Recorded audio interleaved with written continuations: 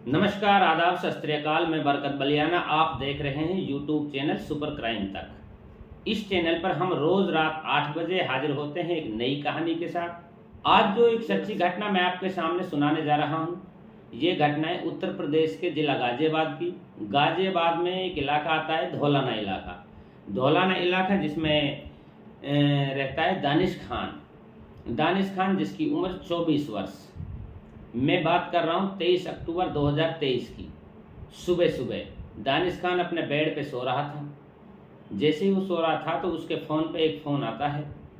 वह व्यक्ति बोलता है, आपकी बहन की डेड बॉडी अनंत होटल के कमरा नंबर 204 में पड़ी हुई है, और फ़ोन कट कर देता है। दानिश खान परेशान हो जाता है, वापस फ़ोन करने की सोचता है, लेकिन फ़ोन स्विच ऑफ बताता है। दानिश खान आनंद फानन में अपनी मोटरसाइकिल उठाता है और पहुंच जाता है सीधा अनंत होटल। जैसे ही होटल पहुंच जाता है, पहुंचने के बाद कमरा नंबर 204 खुलवाता है तो देखता है कि उसकी बहन की, जिसका नाम जोया है, उसकी डेड बॉडी पड़ी हुई थी। देखकर बुरी तरह से रोने लगता है। जोया जिसकी उम्र करीब 22 वर्ष, जो मृत अवस्था में पड़ी हुई थी। होटल प्रशासन तुरंत मैनेजर साहब को उसकी सूचना दे देता है। मैनेजर साहब को जैसे ही घटना का पता चलता है तो मैनेजर साहब सीधा नज़दीकी थाने में सूचना कर देता है। जैसे ही पुलिस को पता चलता है तो पुलिस अपनी टीम के साथ सीधा अनंत होटल पहुंच जाती है। पहुंचने के बाद पुलिस डेड बॉडी चेक करती है। देखने के बाद मालूम चलता है कि जोया की हत्या गला दबाकर की हुई है, क्योंकि जोया के मुंह से झाग भी आ रहे थे। पुलिस जैसे ही डेड बॉडी के बारे में होटल मैनेजर से सवाल करती है तो होटल मैनेजर बताता है कि सर, ये कमरा 2 दिन पहले 20 अक्टूबर 2023 को एक पति पत्नी के नाम से बुक हुआ था, जिसमें व्यक्ति का नाम था हसमुद्दीन और जोया उसी की ही पत्नी है। हसमुद्दीन कल शाम को होटल से निकल कर जा रहा था। मैंने उसको पूछा भी था, आप कहाँ जा रहे हैं? तो उसने बोला था कि मैं खाना लेने के लिए जा रहा हूँ, बहुत जल्दी वापस आ जाऊँगा। उसके बाद में मैं खुद ही घर चला गया था। मुझे पता नहीं है वो वापस आया या नहीं आया। इसके बाद में पुलिस दोबारा सवाल करती है, आपको कैसे पता चला कमरा नंबर 204 में डेड बॉडी पड़ा हुआ है? तो मैनेजर साहब सीधा बोल देता है, ये दानिश खान जोया का भाई है, इसने हमको सुबह आकर बताया है। तुरंत पुलिस जो दानिश खान जोया का भाई होता है उससे पूछताछ करती है।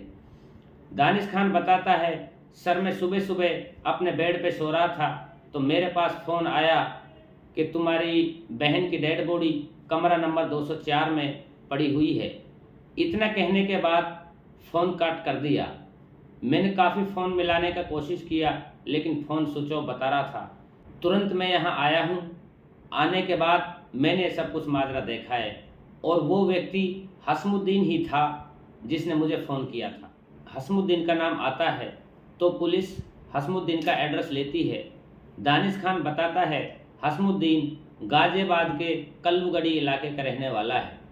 तुरंत पुलिस डेड बॉडी को अपने कब्जे में लेती है और सीधा भिजवा देती है पोस्टमार्टम के लिए। जैसे ही पोस्टमार्टम के लिए भिजवाती है, उसके बाद पुलिस सीधा जाती है हसमुद्दीन के घर पर।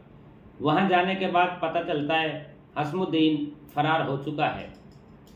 उसके बाद पुलिस हसमुद्दीन को हर जगह तलाश करने की कोशिश करती है। इस घटना के ठीक 3 दिन बाद इसी दौलाना इलाके में पुलिस को पता चला कि हसमुद्दीन इस रोड से किसी गाड़ी में आ रहा है।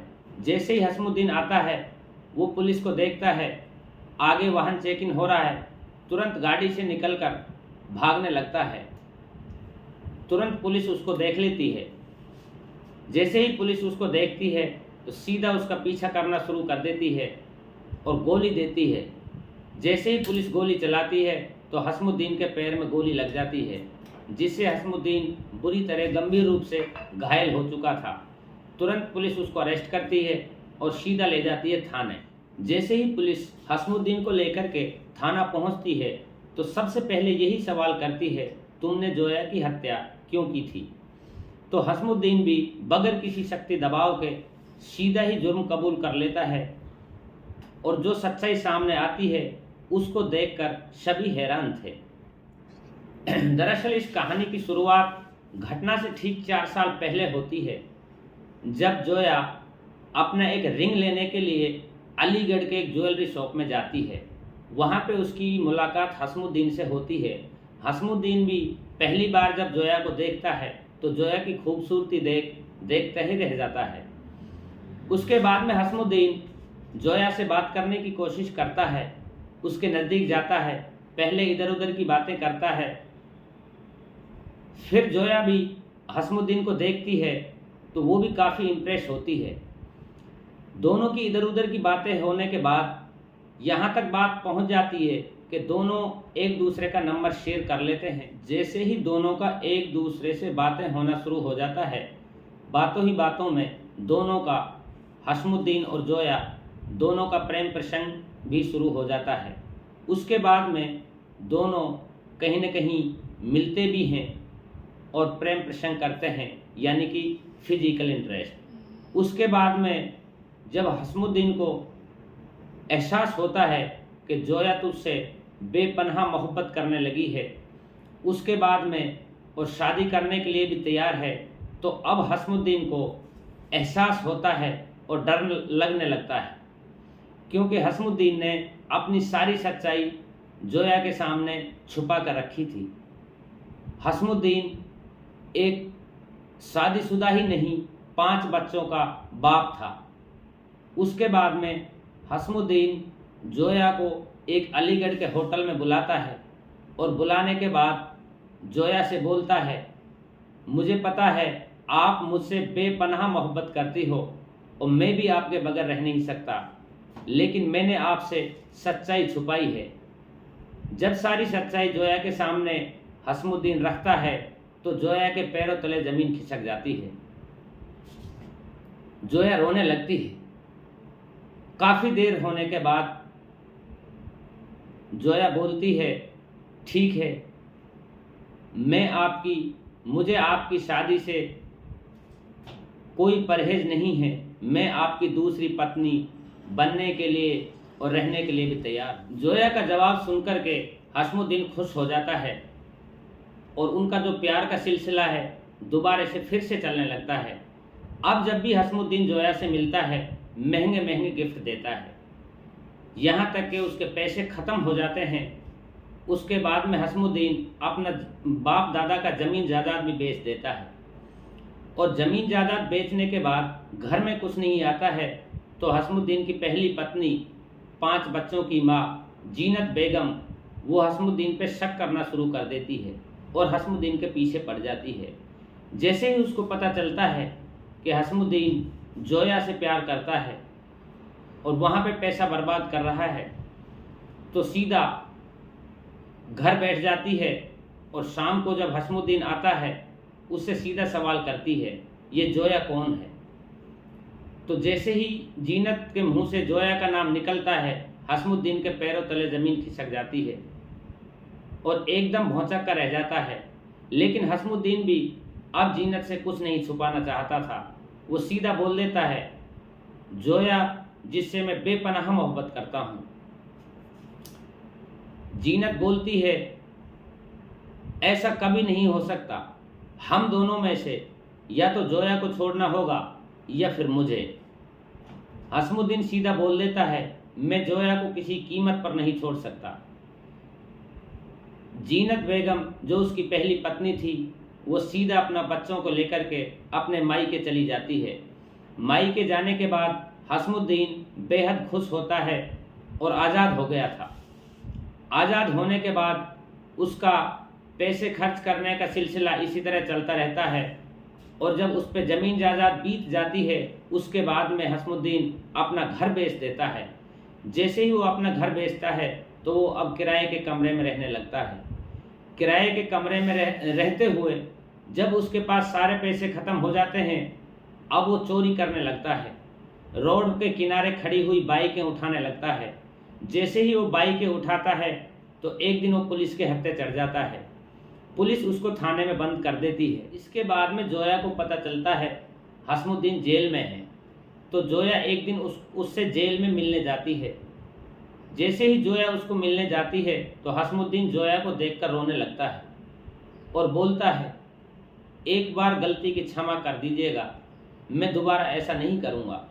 मैं एक बार बाहर निकल जाता हूँ, उसके बाद में ये सारा गलत काम छोड़ दूँगा, शादी करके ईमानदारी की ज़िंदगी जीऊँगा। जोया बोलती है, ठीक है, मैं आपका बाहर इंतज़ार करूँगी। इतना बोलकर जोया अपने घर वापस आ जाती है। इस मुलाकात के कुछ महीने बाद हसमुद्दीन को पता चलता है कि जोया की शादी उसके घर वालों ने दिल्ली में किसी लड़के के साथ तय कर दी है। हालांकि ये शादी जोया की मर्जी के खिलाफ नहीं थी। उनके घर वालों का कहना था कि हम जोया की शादी हसमुद्दीन के साथ किसी भी कीमत पर नहीं होने देंगे, क्योंकि उन सबको पता चल चुका था जोया का हसमुद्दीन से प्रेम प्रसंग है, और ये भी पता चल चुका था कि हसमुद्दीन एक चोर है और चोरी की नाम में उसका लिस्ट में नाम आ गया था। इसलिए वो नहीं चाहते थे कोई भी पिता या भाई अपनी बहन या बेटी को दलदल में नहीं फंसाना चाहता है। तो ये सारा सुन कर के हसमुद्दीन परेशान हो गया था और वो तुरंत जल्दी से जैसे तैसे करके अपनी बेल कराता है और बेल कराने के बाद जेल से बाहर आता है। जैसे ही हसमुद्दीन जेल से बाहर आता है, आने के बाद जोया के नंबर पे फ़ोन मिलाता है और उससे मिलने के लिए बोलता है, लेकिन जोया मिलने के लिए तैयार नहीं होती है। जैसे तैसे करके फिर वो उसको बोलता है शॉपिंग करने के लिए, तो जोया शॉपिंग के लिए तैयार हो जाती है और हसमुद्दीन के पास आ जाती है। सारा दिन शॉपिंग करते हैं। शॉपिंग करने के बाद अनंत होटल में कमरा नंबर 204 3 दिन के लिए बुक करा लेते हैं। जैसे ही दोनों होटल पहुंचते हैं तो सबसे पहले हसमुद्दीन जोया से यही सवाल करता है, आपने शादी के लिए मना क्यों नहीं किया? आप वहां शादी क्यों कर रही हैं? जोया जवाब देती है, मैं अपने घर वालों के मर्जी के खिलाफ शादी नहीं करूंगी, मैं शादी वहीं करूंगी जहां मेरे घर वाले कराएंगे। तो हसमुद्दीन को बहुत बुरा लगता है और हसमुद्दीन बोलता है, मैं कहां जाऊंगा, मैंने आपके लिए अपने बीवी बच्चे भी छोड़ दिए और अपना घर भी बर्बाद कर दिया।